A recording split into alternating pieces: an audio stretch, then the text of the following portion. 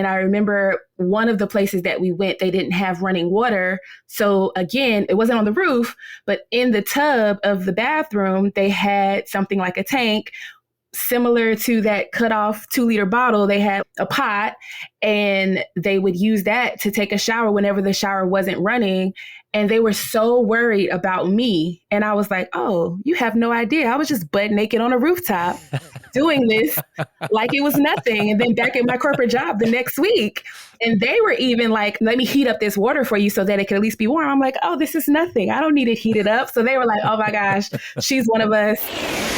This is the Maverick Show, where you'll meet today's most interesting location-independent entrepreneurs and world travelers, and learn the strategies and tactics they use to succeed. And now, here's your host, Matt Bowles. Hey everybody, it's Matt Bowles. Welcome to the Maverick Show. My guest today is Ashley Company. She is a social entrepreneur, storyteller, activist, and the founder of Jelani Travels, which has curated over 600 cultural immersion and service trips to Africa and elsewhere around the world. She is also the founder of Jelani Gives, which spearheads initiatives to sponsor U.S. passport fees for young adults facing financial constraints. Ashley is a sought-after keynote speaker on topics including Black identity, Africa tourism, solo travel, cultural competence, and women in entrepreneurship. She has been featured in Travel and Leisure, CNBC Africa, Forbes, Essence, and many others that you would know.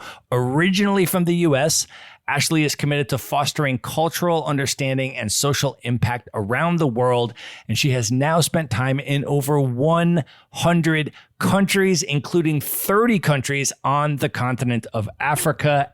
Ashley, welcome to the show. Thank you so much. I'm so excited to be here. I am so excited to have you here. Let's just start off, though, by setting the scene and talking about where we are recording from today and the fact that we have agreed to make this a wine night. It's sort of the aperitivo hour now. So we have just poured our wine and we're going to be drinking through it as we chat into the evening. I am actually in the Blue Ridge Mountains of Asheville, North Carolina. And I have just opened a bottle of red wine from the Canary Islands in Spain. So I'm going to be drinking through that tonight. Where are you though, Ashley? And what are you drinking? Yes, I'm actually drinking some Chenin Blanc from South Africa. And I am on the stolen land of the indigenous people of the Susquehannock people, also known as Baltimore, Maryland. Baltimore, Maryland, big up. One of my favorite cities in the U.S. and that wine from South Africa. I feel like we should just start talking about that. You and I have both spent a lot of time in South Africa, and we've drinking a lot of wine in South Africa too. For people that do not know about the wine region of Stellenbosch, Franschhoek, the whole South African wine region, which produces, in my opinion, some of the best New World wines on the planet. Can you share a little bit about some of your experiences in the South African wine country? What is it like both from a visual perspective and an experience traveling there? And also, what are the wines like? Yeah, in South Africa, the Western Cape specifically is the most famous area known as wine country. And it's one of the key things that had me sold, like, okay, I have to start bringing people here. You always hear about wine in France, wine in Italy. And I'm just like, people are missing out on this hidden treasure. And the wines are just so robust, and learning about it and just being in the wine cellars, just the full experience, but especially the landscapes, because you have the mountainous areas as a backdrop, and then these beautiful vineyards down below, and the architecture of these pristine farmhouses all the way to mansions, you name it. I mean, you just feel like you're in the middle of a story, some type of romantic comedy. I actually do a lot of anniversary trips there, girls trips, guys trips, whatever it is, everybody can enjoy the scenery, the landscape, and the wines, not to mention the food as well. The pairings are great. Yeah, if you haven't tried South African wines, you really should dip into them. And most wine stores will at least have some South African wines. And so if you have a pretty good wine store near you, just go in and ask them about the South African wines. They'll help you to navigate it. You'll find some unique varietals like Pinotage, which you're not going to find in other places. Yeah. And you can start sort of exploring some of them, but they are really spectacular and a fun region to dip into if you have not experienced those wines yet. But I love just traveling for wine and integrating these wine experiences into travels, whether I'm going to like old world places like Italy and France and those kind of spots, or if I'm going to Argentina, go out to the Mendoza region and this kind of stuff. Do you also integrate wine travel into your experiences, Ashley? 100%. It's one of my favorite things to do. I'm always like, okay, what are the world wonders? Let me check that box. But then also, does this region of the world have wine? If so, that's one of the top things I'm doing when I'm there. And now it's gotten to the point where how interactive or what type of experience can I get in that wine country? So in Mendoza, I really loved doing a biking tour to each winery, you know, little boozy biking. It's pretty fun with those beautiful backdrops and sunsets and the Malbec of it all, you know? That's what's up. And a lot of the grapes that they grow in the New World, such as in South America, originally came from France. So the Malbec grape and the Carmenere grape that they grow in Chile, or the Tannat grape that they grow in Uruguay, these are all French grapes. But then when you go to France and you taste the wines that are made from those grapes, a lot of times they won't even make 100% wine from those grapes because a lot of them are just sort of used in blends. But if you do find them, like if you have a Malbec from Cahors in France, it'll taste pretty different from the Malbecs from Argentina. So it's such a fun thing to just go around the world and then you just learn about this stuff. Like almost all of my wine knowledge that I have is just literally from going on tours in different parts of the world and just listening to this stuff. And then you learn about it. And it's just such a fun way to learn new stuff, but also drink amazing wines and also have unbelievable scenery. I mean, it's a win-win-win. And to your point, I'm also always learning as I'm traveling and going to different wine tours, because at one point I didn't realize that there was even such a thing. I knew there was red, white, rosé, right? But then I'm learning when I'm in New Zealand that there's orange wine, and I'm learning in Morocco that there's gray wine and there's green wine in Portugal. And I'm like, okay, there's more color, way more than I even knew. And I'm here for it all. It's amazing. And then, like you said, you can start setting up epic trips around wine-related events. So in Bordeaux, in France, they do this festival once every 2 years. And I went to it back in 2018. And it was like this mind-blowing festival where they have all of these tall ships come in and just park right along the waterfront, which look like pirate ships, you know. And then they have like 100 Grand Cru wineries just bring down like 2 vintages, and you can just go in and do this tasting. And it was completely insane. And then I went out to Burgundy, which is like the birthplace of the Pinot Noir grape, and there's like thousands of years of wine history there. And so you're just in these places and you're like, what is my life right now? It's just crazy. But you can really plan interesting travel around wine events. I went a few years ago to Alba, Italy, in the Piemonte region, because there they have the International White Truffle Festival. Ooh. And I didn't know much about truffles at the time, but it was sort of like shortly after the pandemic. So a friend of mine and I were just like, we need to emerge from not traveling, and we need to emerge in style. I mean, we need to do something like over the top. And so we went to the International White Truffle Festival in Alba for a month. We're like, let's just go for a month and we'll post up. And Alba is at the base of both the Barolo and the Barbaresco wine regions, which are two of the best wines in all of Italy. So we're just there for a month, and they have these truffle sensory appreciation classes you can take. And so you learn about truffles and how to smell them and how to, all this different kind of stuff. And then you're just eating truffles and drinking Barolo for like a month, and it's just completely insane. But you learn so much when you go to these culinary events and you go on these wine tours, and it really provides a fun way, I think, to plan some travel highlights around the world as you go. Oh, yeah, absolutely. I mean, even on some of our trips in South Africa, one of their famous ones is the Food and Wine Festival, but they also have sparkling wine festivals that they kind of pair up with their polo classics. Anytime That's wine time is a good time for us. That's what's up. Well, I want to start off a little bit with your story. You've now been to over 100 countries. I want to rewind the tape way back and give folks a little bit of context on you and your journey and your story. And I would love to start all the way back and ask if you can share a little bit about where you grew up and what your earliest memories of international travel were for you as a young kid. Sure. So my grandmother actually had my mom at 16, and she eventually used the military as a way to kind of propel her in being able to support her family and have a steady job. But that job also came with the benefit of travel every 3 years or so. And so at one point she was stationed in Adana, Turkey, and then I came along not too long after because my mom ended up having me at 19, and she also joined the military as a way to kind of help her.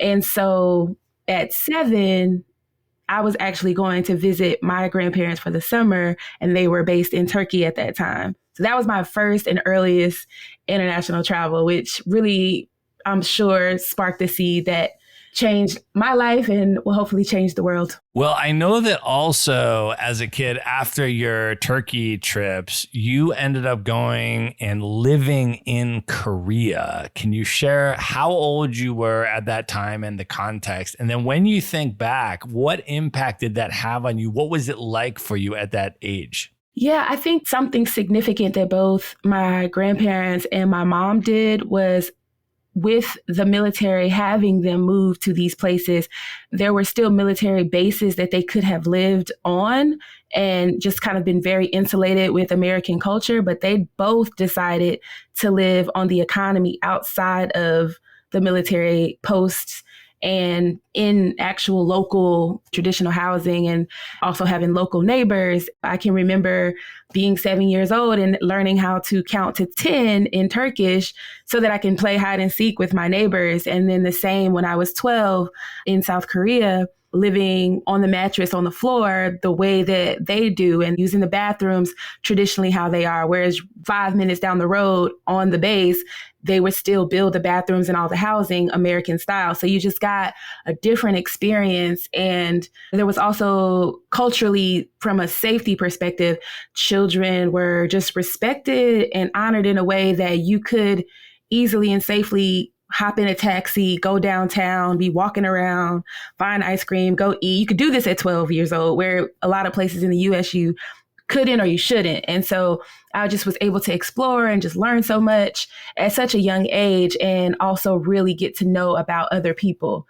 that were just seem so different. And then you learn like there's so much we have in common. And I think that was a beautiful way to shape my character. Well, I also want to ask, as you were coming up, what your college experience was like. I know you went to Hampton, and I want to ask, yes, I want to ask about your experience, first of all, for choosing an HBCU in general. And maybe if you can explain, just for our international listeners that might not be familiar with that acronym and the history of HBCUs and the significance, can you share a little bit about your decision to go to an HBCU in general, and then what your experience at Hampton was like? Sure. When I went to Hampton, one of the main reasons is because it was an HBCU, which is a historically Black college or university. And my upbringing in Augusta, Georgia, even though I had moved around a lot, I stayed there the longest. That is where the accent stuck. And that's where I claim as home. Being there, I actually went to a high school that was predominantly Black. And I just kind of wanted to keep that party going. It felt like such a good and safe experience. And to know that I could get my higher education and still be in that type of setting, but moreover, still a university where there were so many people from so many different types of walks of life that I could meet. And the other consideration that I had about going to Hampton was that it was outside of Georgia, so that I would still be stretching and, going somewhere different. And it was a little scary, when you're 17 and you're trying to figure out how you're going to be so far away from home. But I also was a little bit used to it, having lived all over the world with family. And it was the best decision I've made in my life. I still continuously see the benefits from it with the relationships that I have in my personal and professional network in my career. I always tell people that going to a HBCU is the gift that keeps on giving.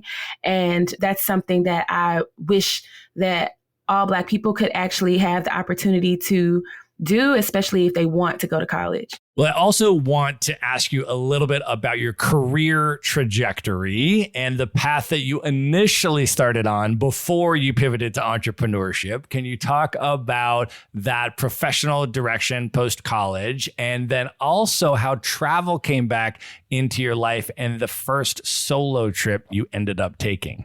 When I was at Hampton University, our president had a really good relationship with PepsiCo. And so they were always recruiting.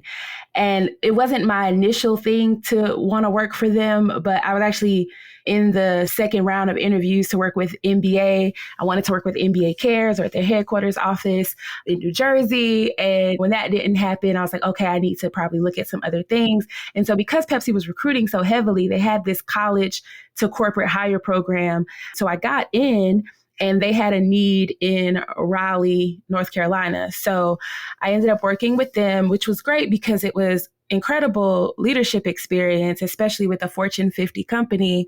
And I thought that once I get 3 or 4 years under my belt, that would make me really competitive for an MBA application to go to business school.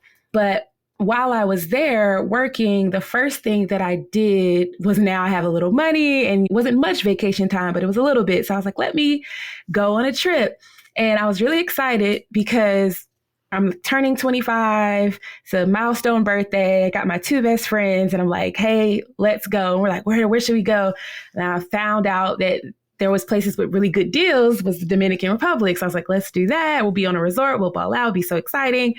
And literally at the very last minute, both of them couldn't go. And they literally had legit reasons, couldn't even be mad. Like one had a clerkship with a judge you couldn't pass up. Like it still boiled down to, what are you going to do? Are you going to just stay at home and just celebrate your birthday in North Carolina where you don't know anyone really except your coworkers? Or are you just going to go there, face your fears? You don't have to leave the resort. You can just stay on the resort, but at least you'll have some good food. I was just like weighing the options. I was like, this is scary, but I've traveled before. I've never traveled by myself, but I can do this. I did this at 7 years old. Again, it wasn't by myself, but I was like, Ashley, you can do this. And it was one of the best decisions I ever made, because when I got there, I actually fell so in love with Latin culture. The people were so nice. I eventually did end up leaving the resort just because of a lot of the people who were working on the resort that I met. And they were like, well, if you want to party, if you want to hang out with us, you want to kind of, I just trusted my gut. And it was great because they treated me like family, to the point where I was like, I'm coming back here and I'm not going to stay on the resort. Like, I'm going to stay with y'all. I went back to work, and now I had this wanderlust that was different. It's probably the moment that I started counting down my days. I have to get back there. So I actually visited a couple more times by myself, but with them. I now have friends there, and I just learned so much about their way of life, obviously looking completely different than the resorts that we were on. As an example, on the roof is where we would take showers, and it would be in a huge tub or tank of water, and they would cut open the top of a 2-liter bottle, and you would use that to get the water out and just pour it over you. That was your shower. And then you would lather up, and everybody else is doing it on top of their roofs too. So you could technically see each other. And I'm like nervous about, this is crazy. In America, we would never get naked in front of anybody, or, that type of thing. So I'm literally washing under my clothes and the first night, right? Because I'm like, this is insane. Y'all are crazy. But then by the second night, you do as the Romans do, and you're just comfortable, and it's so liberating, and everything was so familial and community based. And I just felt like I had another family, and I knew that I wanted to experience more of this. And so that's when I started teaching myself Spanish, because I also wanted to communicate better with them. And I'm still going back to work, but I probably have another year. I'm going to save a little bit more, and I'm probably going to travel some more, especially because I was getting up to the point where I felt like I had enough leadership experience that I could take a gap year and then go to business school. It's what I thought I was going to do. Well, I know that your very first trip to the continent of Africa also was a big, transformative, impactful moment in your life. And I'm wondering, in the context of this story, if you can share how that trip came about, what the context was, and then what that experience was like for you. Yeah, so working at Pepsi, I was responsible for over 300 small and large format stores across Raleigh and Durham area, and also Chapel Hill. And so if you ask me what fan I am, I was whatever fan of whoever's district I was in at that time, because you had big rival schools with UNC and Duke there. But I covered all of that territory. And so part of my job was driving to different stores every day and checking on my full-time employees who were delivering products. And as a result, lunch would usually be whatever I'm passing by. But because I have been traveling since 7 in places like Turkey and Korea, I really love ethnic cuisine and different foods from all over. And so I noticed this Kenyan restaurant along my way, and I had never seen that. The only African food I might have seen possibly would have been Ethiopian. And so I was like, wow, I'm even thinking like, where is Kenya? But I know it's in Africa, but whatever it is, I want to taste this food because, food is a way to travel. So I was like, let me just have this experience. And it was great because I had no idea what was on the menu. And I remember asking the waiter, it was a family-owned business, so he was the son of the owner, and he was giving me some tips on what to order, what his favorite things were. He was just really friendly, and he asked questions, and I was like, yeah, I haven't been living here that long. And he was like, well, you should come to our parties. We host parties here in the evening. So I went to a party with them, and he introduced me to his sisters. We just hung out that whole night because they can party. That's another thing that I learned. And so it was late into the morning. Then we went to IHOP, and we just became fast friends because now it's 6 a.m. We've eaten our IHOP. Now I invited them to my apartment where we had a pool, and we just literally just hung out. It was like 6 of us. They had all been friends for years, and they just welcomed me right in. And so within 3 weeks, they were like, do you want to go with us to Kenya? We're going home for a wedding. And I'm like, absolutely. However, they had been asking their friends, because they also went to an HBCU at North Carolina A&T, and they had been asking their friends all throughout the years, people who they know much longer, to come with them, and nobody ever did. Nobody ever took them up on it. And so they thought, we're going to ask, but she's not serious. Nobody's ever been serious. But they didn't know me. They didn't know my background. I booked the ticket that week. And so it was so great. And I just think about how God has ordered my steps in so many ways that I don't even realize until the moment, because part of them feeling comfortable with me being there is wondering, how am I going to integrate with their customs and traditions? Will she be able to handle whatever? And I remember one of the places that we went, they didn't have running water. So again, it wasn't on the roof, but in the tub of the bathroom, they had something like a tank similar to that cut off 2-liter bottle. They had a pot, and they would use that to take a shower whenever the shower wasn't running. And they were so worried about me. And I was like, oh, you have no idea. I was just butt naked on a rooftop doing this like it was nothing. And then back at my corporate job the next week. And they were even like, let me heat up this water for you so that it can at least be warm. I'm like, oh, this is nothing. I don't need it heated up. So they were like, oh my gosh, she's one of us.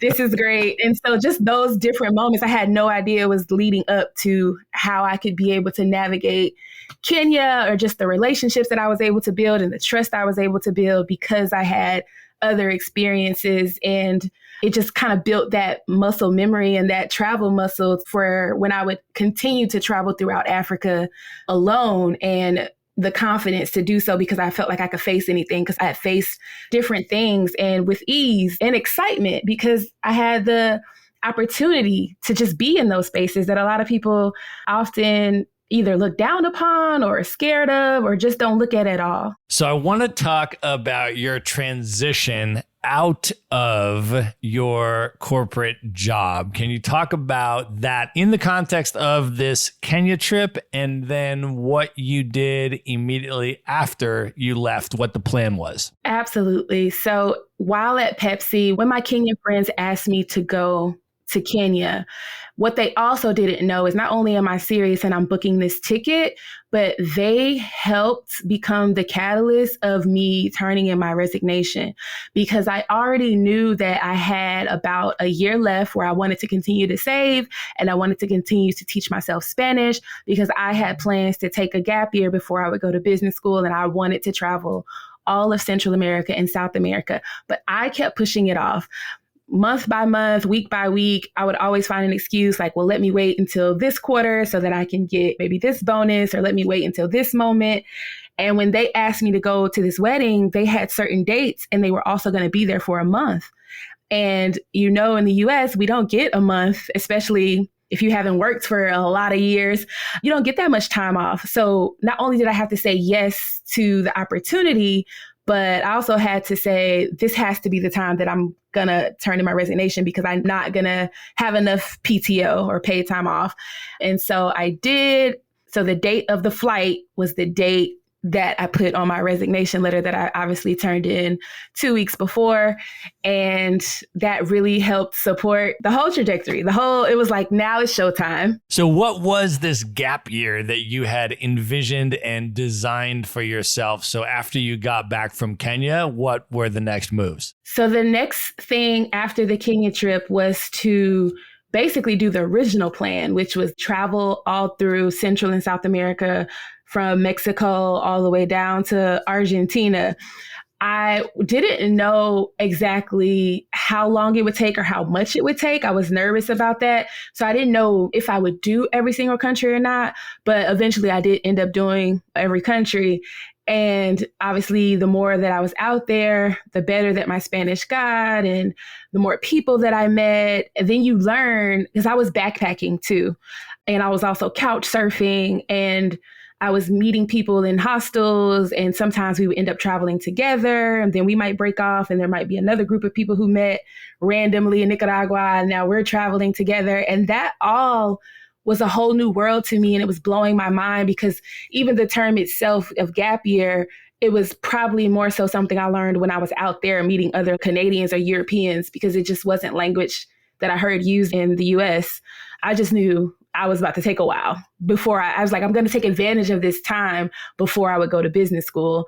And that's really what I was calling it. But I learned like that was a gap year that I created for myself. Well, I want to ask you about some of your experiences during that year. I know that you currently run trips to Colombia. That is one of the destinations. Obviously, you hit on that backpacking trip, and you continue to go back to and take other people to and show them how to experience Colombia. And one of the places that I want to ask you about in Colombia that I have actually not yet been to, and I've spent a few months in Colombia, probably about 4 months in Colombia, and I've still not been here. And I know it is prominent on your itinerary, is San Basilio de Palenque. And for people that have not heard about that and they don't know the history of what that is, can you share a little bit about the context and explain that, but also talk about your experience there? So in Colombia, there's always been this draw that has brought me back, and it's always been one of my favorite places in the world. And I think it's because of Palenque and the history of San Basilio de Palenque.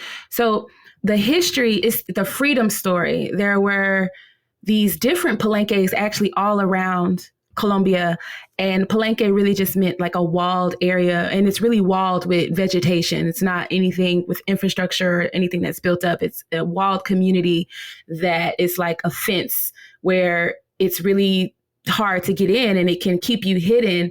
And so actually during the 16th and 17th century, where there are these colonial powers who are enslaving African people there, if somebody was able to escape and manage to get into one of these walled areas, it would be a lot easier to fight them off. So there were different areas all around, but the only one that stood the test of time was San Basilio de Palenque. And it was founded by an African.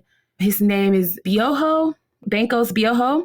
And what's so special about it is because they were so cut off, they were able to keep their tradition. So there's a lot of the Bantu language in their new dialect. So it's a Spanish base and an African Bantu language. Whenever you're able to have your language, some of their spiritual practices, the way that they view life and death and burials and funerals, they're able to keep and hold on to all of that.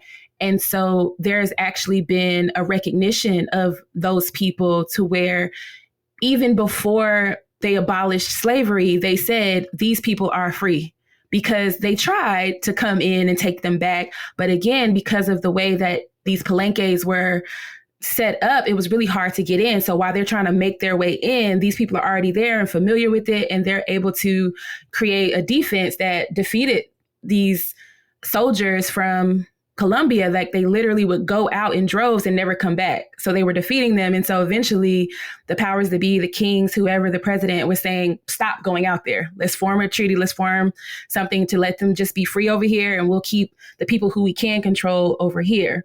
And all the way to this day, that's the only Palenque that survived. And so now you can go there while we're all free and actually as tourists, and you can experience the drumming, the dance, the food, the language, the joy. I think it's just a really powerful story that not just hearing it, but to be there and experience it is really special. It's not that far away, so you can take a day trip and have that experience. And it's something that I'm really passionate about, people being able to have that experience. So I do a lot of custom trips, but it's rare that we would do a trip that does not include it. They would have to really say, no, we don't want to go.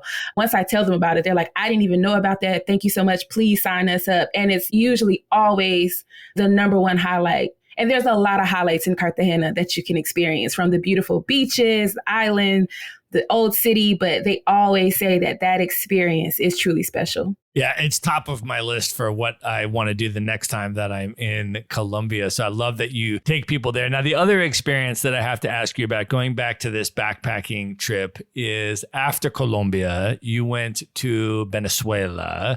Can you share a little bit about your experience going from Colombia to Venezuela and what your experience there was like? Yeah. So, backpacking through all of Central and South America. And as a backpacker, most of the time I was taking buses everywhere. The only time I took a flight is you pretty much have to take a flight or a boat from Panama to Colombia, just because of how it's structured. And trying to make my way to Venezuela, I took a bus, and there was perceived danger at the borders with drug cartel. I didn't know any of this at the time, but I took the evening bus, and I don't remember how many hours, but it's a lot of hours away to get to Caracas, which is the capital. And so at whatever point we were going through the border, it was late at night. It could have easily been midnight or 1 o'clock in the morning. And so those small border control offices were closed. And because it was a very local bus, the bus driver and everybody just assumed everybody there was either from Colombia or Venezuela. And they don't need the same type of permissions or passport stamp to travel in between their neighboring countries. And so they kept going. And I didn't realize until I woke up and I'm in Caracas that my passport wasn't stamped. And even when I woke up, it wasn't the first thing on my mind. So I'm just getting out and I'm like, hey, isn't there some type of border or something that we're going to do or anything? And they were like, what do you mean? And obviously my Spanish was pretty decent, but it wasn't that good when I'm in a panic. And when other people are just finished a long bus ride and they're just trying to get home, nothing was really clear. And again, I was backpacking. So I reached out to somebody I was couch surfing with. It was a couple, and they were coming to pick me up. I was explaining to them what happened. They were like, this is actually really bad. And I was like, what do I do now? And they were like, well, you could go back to that border. But they were like, that's a dangerous border. That's why they didn't stop in the first place. And they thought that they knew somebody they were going to just try to figure out. But we also didn't really have the time because they had invited me to their mother's home, which is in Cumana on the coast. So Caracas was just supposed to be a one-night stop, and then we were supposed to keep traveling. And they knew somebody at the border there. So they were like, we're going to go talk to them. And they did. That didn't work. And the real issue was, I'm already in the country, right? So it's really about what's going to happen when I leave. And also at the time, President Chavez was sick and just not around, and it was causing tension and issues. And there was a lot of police checkpoints. And he shortly after did die. It just caused a lot of political and economic issues. And so it just was a heightened time to already be there. So that with all the police checks, if they asked for my passport, I could have also had a problem just even being there. And so it was kind of like this situation where I'm trying to lay low, but also experience the place. And I'm also can't have that much fun because in the back of my head, I'm like, what's going to happen on the day that I leave?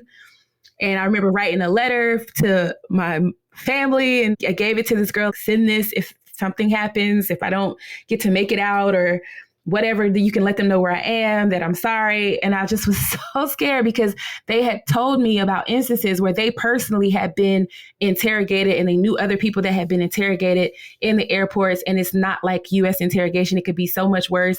And part, they said that it could be so much worse as an American because of how Americans treat them when they are in a similar situation. So they were like, they might not take any mercy on you, and just giving me the worst case scenarios. And so I'm freaking out. And then we're trying to strategize a plan. And they're like, you could try to bribe them. You could like try to just give them a little bit of money, but that could also piss them off. So you got to be careful with that. And so we came up with this plan, like just put a little bit of money in the passport. That way, if they are down for the bribe, they'll just take it. If they're not, I can just act like, oh, I didn't know that was there. So I considered that. They were like, you could try the tears, but I don't know if I could just cry on the spot. I don't know if that'll even work. I don't know if they'll care about that.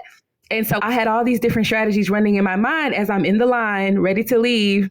And every time it gets a little closer to one of the officers, and I'm like, which officer am I going to get? Am I going to get a woman or a man? Which one would be better? Would this woman understand my plight? Would a man just like feel bad for me as like a damsel in distress? What's my best strategy? And eventually I ended up getting a man, but I know I just can't cry on the spot. And I cannot tell if he's even going to notice, because I had plenty of stamps, like maybe he won't even notice. And he starts looking up at me, then looking back down, then looking up. And I knew at that moment, like he's trying to figure out what's going on. So I'm like, should I hand him money? Should I not? All these things are going through my head. And I'm just like, I don't know what to do. And he called somebody over, and I was so worried about trying to figure out how I can cry on demand. And once he called somebody over, the waterworks just flooded. I was so freaked out and so scared and so traumatized and sad. Like, what's about to happen to me? I didn't have to fake it. Those were real tears. And they were like, calm down. They called like some other people over, which made me cry even more. And eventually they were just talking to each other and figuring out, and I explained the situation. And I even tried to show them that you can see the date that I even came into Colombia. So you can tell that I have not been in Venezuela that long, like more than I should have been. They just didn't stamp me. Again, with the language barrier, the tension, all the things, eventually they just kept looking at each other, kept talking to each other. I couldn't tell what they were saying. There were like 3 or 4 of them. And they would leave one by one until finally the guy who was still holding my passport handed it to me. And he was like, you can go. Don't do this again. Don't do this again in our country. And I was just like, no problem. Thank you so much. So I got out of there, and, lesson learned, just, figure out how to get your passport stamped when you come in. It's not a game. Well, let's talk about where you flew from Venezuela, because I know that this destination has played subsequently a massive part in your life. So can you talk about where you went from Venezuela and what that experience was like? Absolutely. So my final destination from that flight was the amazing Trinidad and Tobago. I love my sweet TT. That was my first time there, and I've been back at a minimum 10 times since. I go almost every year. At one point, I was going twice a year, and it was for the Carnival. During that time, I was literally getting there for Carnival, and it was my first Carnival experience in general, and it just so happens to be the best Carnival in the world. I don't care what anybody else tells you, that is the best place. And coming from such a, oh my God, what's going to happen to me? Tell my mama I love her moment to the best Carnival in the world. It was amazing, like a complete ultimate low to an amazing high. And I'll never forget that experience. The whole 12 months was just unbelievable. So explain what Trinidad Carnival is like. I have a bunch of Trini friends that have been trying to get me to come. I have not yet been super high on my list. I have been to Carnival in Rio de Janeiro in Brazil and some other places, but tell folks like me that have never been what makes it so unique, so special, and has such an important standing in your view of Carnival celebrations. So since you've been to Rio, that one is typically, like if you just Google best one, that one is the one that probably pops up. And I think it's because of the amount of people or the amount of roadshow that they do. But when you're talking about a just nonstop party that you don't have to go to dance class in schools to be a part of, the way that it is in Rio, you can just show up and fit and party nonstop. They literally say no sleep, no behavior, different phrases that let you know it's just a nonstop party they actually party all month, but the partying really goes for a week strong. And on the most specific days, starts with my favorite day, which is Juve Sunday. but it's technically Monday morning because you really get out there about 3 a.m. on Monday morning. And you party until the sun comes up. You're on the road moving with trucks, and the trucks either have bars to pass you drinks constantly because it's unlimited, or they're trucks that has speakers only because it is blasting music. And as the sun starts to come up, that's just a beautiful feeling to be having those vibes with so many different people, but they're also throwing mud, powder, paint, water. And so you're really getting dirty, but it's just like this epic feeling. And then it doesn't stop because now you're going from basically 2 a.m. to about 7 a.m. and you just go to your hotel or wherever to shower. And everybody knows if you play Juve because somewhere you're going to miss, either behind your ear, behind your leg. There's going to be a little bit of paint somewhere, but you get all dressed up into probably like for the women, like some type of bathing suit or some type of short shorts or tights or something like that. And you do Carnival Monday, which is the practice for Carnival Tuesday, where you really get the glitz and glamour of your actual costume and feathers. But on Monday, it can start as early as 9. But you just got finished at 7. So you don't sleep. It's just constant nonstop until probably about 7 or 8 p.m. that night on Monday. And you wake up the next morning and you do it all over again, but super glamorous. And I'm tired just thinking about it, but it's so much fun. And the vibes and the beat of the drums just keep you going. So when you reflect back on that year of traveling all through Central and South America and closing it out with the Trinidad Carnival, what impact do you think that year of backpacking and couch surfing and having all of these different experiences had on you? And how did that ultimately shape your trajectory and your passions? I think even as we talk about my life timeline of travel and experiences, there were always these little pieces of my steps kind of being ordered for what I was meant to do and my purpose. But that year specifically was the year that I absolutely built the framework for my company. And I had no idea at that time what exactly the company would be. And I certainly had no idea that I'd still be doing it full time, 100% for 11 years. At the time, it was just building relationships, learning, becoming actually an expert in travel, traveling so many different types of ways, figuring out all the hacks to make it easier for people, to help people. And then also just really transforming my personal life and how I saw the world and how I wanted to contribute to it, because all of those countries that I was going to in Central and South America, I was also volunteering in, just like randomly on my own, not with an organization. I would just walk up to a school if I was in a very rural area, and I would just ask, is there anything I can do to help? They would say, yes, we would love if you could help teach English or whatever it was. Or somebody might direct me and they might say, well, we have a monkey sanctuary here in Costa Rica and we need volunteers. And I would go. Whatever it was, I would just try to help in each country because I just was personally passionate about it. And then by the time I got to Colombia, it was Christmas time. And so I asked my friends and family if they wanted to donate to just help me buy more toys. I was going to buy some regardless, but if they wanted to add to it, I could buy more. And on Christmas, actually in Palenque, I traveled there by myself and just passed them out. And that was a really beautiful experience. But what I realized, it was helping the framework, because when I started the company a year later, it was actually during Christmas time. We did a Christmas project.